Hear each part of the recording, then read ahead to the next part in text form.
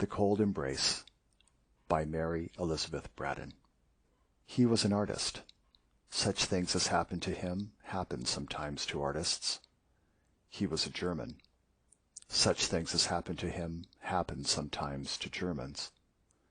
He was young, handsome, studious, enthusiastic, metaphysical, reckless, unbelieving, heartless.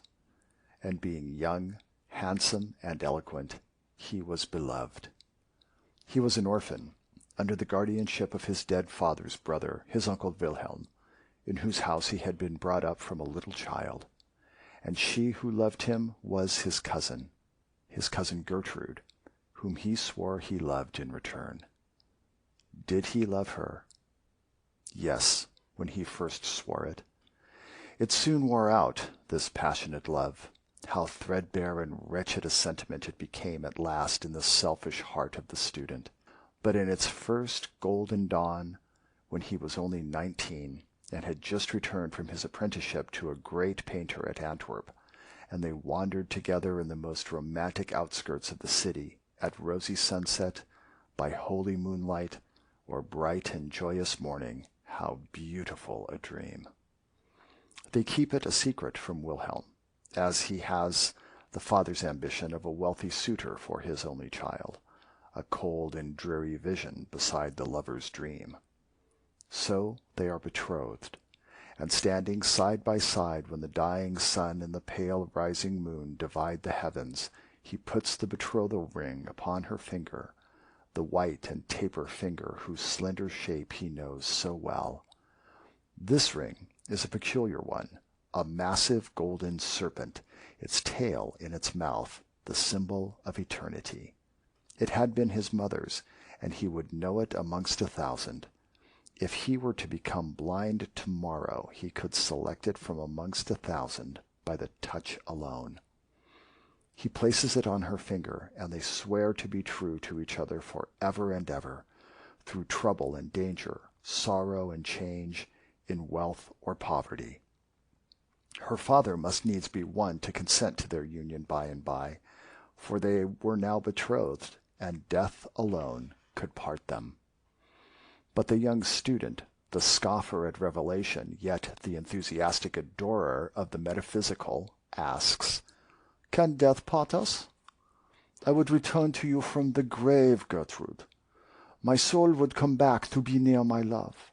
And you, if you died before me, the cold earth would not hold you from me.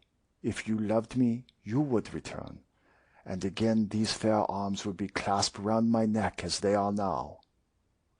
But she told him, with a holier light in her deep blue eyes than had ever shone in his, she told him that the dead who die at peace with God are happy in heaven and cannot return to the troubled earth, and that it is only the suicide, the lost wretch on whom sorrowful angels shut the door of paradise, whose unholy spirit haunts the footsteps of the living.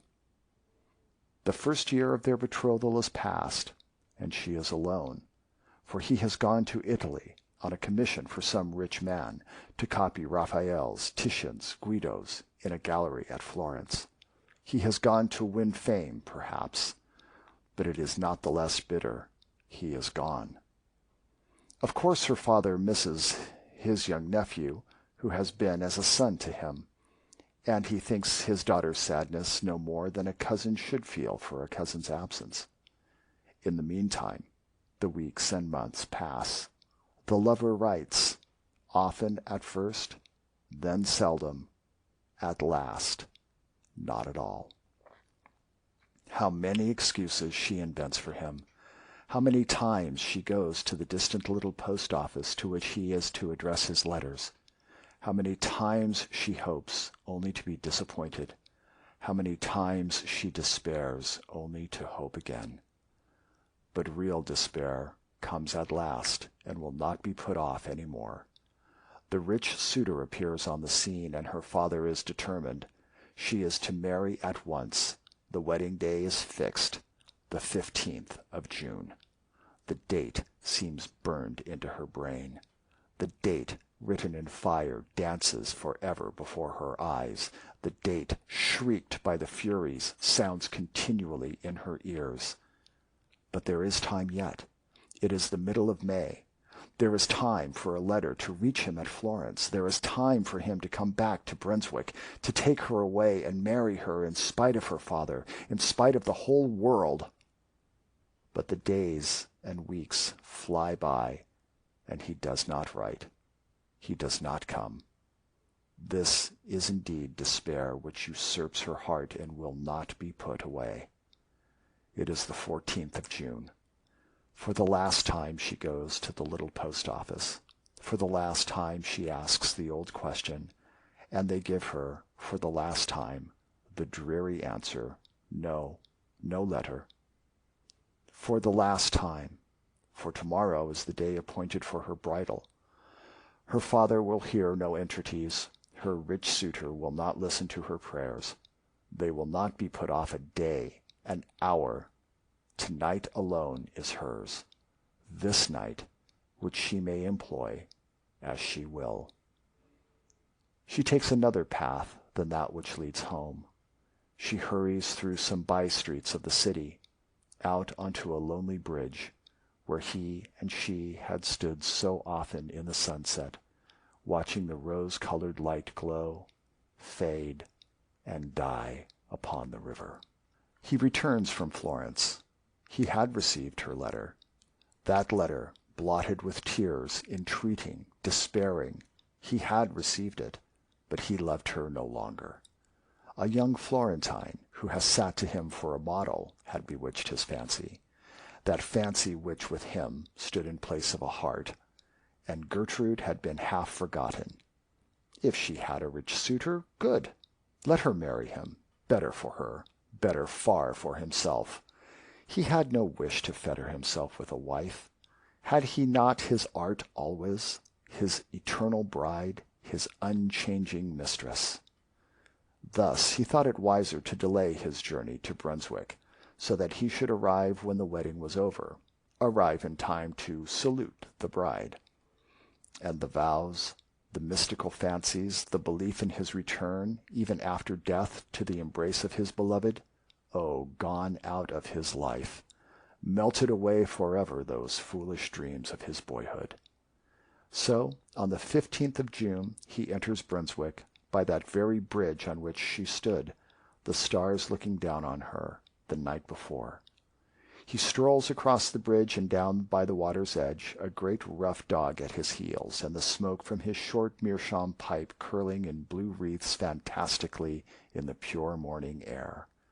He has his sketch-book under his arm, and attracted now and then by some object that catches his artist's eye, stops to draw. A few weeds and pebbles on the river's bank, a crag on the opposite shore, a group of pollard willows in the distance. When he has done, he admires his drawing, shuts his sketch-book, empties the ashes from his pipe, refills from his tobacco pouch, sings the refrain of a gay drinking song, calls to his dog, smokes again, and walks on. Suddenly he opens his sketch-book again. This time, that which attracts him is a group of figures. But what is it? It is not a funeral, for there are no mourners. It is not a funeral, but a corpse lying on a rough bier, covered with an old sail, carried between two bearers. It is not a funeral, for the bearers are fishermen in their everyday garb. About 100 yards from him they rest their burden on a bank. One stands at the head of the bier, the other throws himself down at the foot of it. And thus they form a perfect group. He walks back 2 or 3 paces, selects his point of sight, and begins to sketch a hurried outline. He has finished it before they move. He hears their voices, though he cannot hear their words, and wonders what they can be talking of. Presently he walks on and joins them.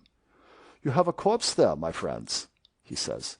"Yes, a corpse washed ashore an hour ago." "Drowned?" "Yes, drowned. A young girl, very handsome." "Suicides are always handsome," says the painter, and then he stands for a little while idly smoking and meditating, looking at the sharp outline of the corpse and the stiff folds of the rough canvas covering. Life is such a golden holiday for him, young, ambitious, clever, that it seems as though sorrow and death could have no part in his destiny. At last he says that, as this poor suicide is so handsome, he should like to make a sketch of her. He gives the fishermen some money, and they offer to remove the sailcloth that covers her features. No, he will do it himself. He lifts the rough, coarse, wet canvas from her face. What face? The face that shone on the dreams of his foolish boyhood, the face which once was the light of his uncle's home, his cousin Gertrude, his betrothed. He sees, as in one glance, while he draws one breath, the rigid features, the marble arms, the hands crossed on the cold bosom, and, on the third finger of the left hand, the ring which had been his mother's, the golden serpent, the ring which, if he were to become blind, he could select from 1,000 others by the touch alone. But he is a genius and a metaphysician. Grief, true grief, is not for such as he. His first thought is flight. Flight anywhere out of that accursed city, anywhere far from the brink of that hideous river, anywhere away from remorse, anywhere to forget. He is miles on the road that leads away from Brunswick before he knows that he has walked a step. It is only when his dog lies down panting at his feet that he feels how exhausted he is himself, and sits down upon a bank to rest. How the landscape spins round and round before his dazzled eyes, while his morning sketch of the two fishermen and the canvas-covered byre glares redly at him out of the twilight. At last, after sitting a long time by the roadside, idly playing with his dog, idly smoking, idly lounging, looking as any idle, light-hearted traveling student might look, yet all the while acting over that morning's scene in his burning brain 100 times a minute, at last he grows a little more composed, and tries presently to think of himself as he is, apart from his cousin's suicide. Apart from that, he was no worse off than he was yesterday. His genius was not gone.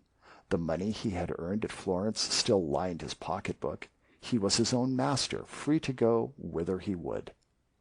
And while he sits on the roadside, trying to separate himself from the scene of that morning, trying to put away the image of the corpse covered with the damp canvas sail, trying to think of what he should do next, where he should go, to be farthest away from Brunswick and remorse, the old diligence comes rumbling and jingling along. He remembers it. It goes from Brunswick to Aix-la-Chapelle. He whistles to his dog, shouts to the postilion to stop, and springs into the coupé. During the whole evening, through the long night, he does not once close his eyes. He never speaks a word. But when morning dawns, and the other passengers awake and begin to talk to each other, he joins in the conversation. He tells them that he is an artist, that he is going to Cologne and to Antwerp to copy Rubens's and the great picture by Quentin Matsys in the museum. He remembered afterwards that he talked and laughed boisterously, and that when he was talking and laughing loudest, a passenger, older and graver than the rest, opened the window near him and told him to put his head out. He remembered the fresh air blowing in his face, the singing of the birds in his ears, and the flat fields and roadside reeling before his eyes. He remembered this, and then falling in a lifeless heap on the floor of the diligence. It is a fever that keeps him for 6 long weeks on a bed at a hotel in Aix-la-Chapelle. He gets well, and accompanied by his dog, starts on foot for Cologne. By this time he is his former self once more.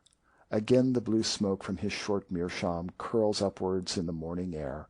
Again he sings some old university drinking song. Again stops here and there, meditating and sketching.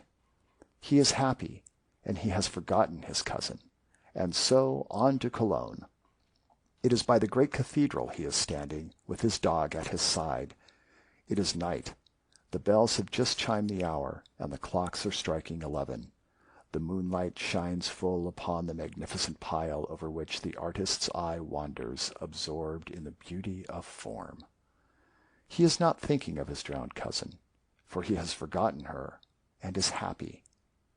Suddenly, something from behind him puts two cold arms round his neck and clasps its hands on his breast. And yet there is no one behind him, for on the flags bathed in the broad moonlight there are only two shadows, his own and his dog's. He turns quickly round. There is no one, nothing to be seen in the broad square but himself and his dog, and though he feels, he cannot see the cold arms clasped round his neck. It is not ghostly, this embrace, for it is palpable to the touch. It cannot be real, for it is invisible. He tries to throw off the cold caress. He clasps the hands in his own to tear them asunder and to cast them off his neck.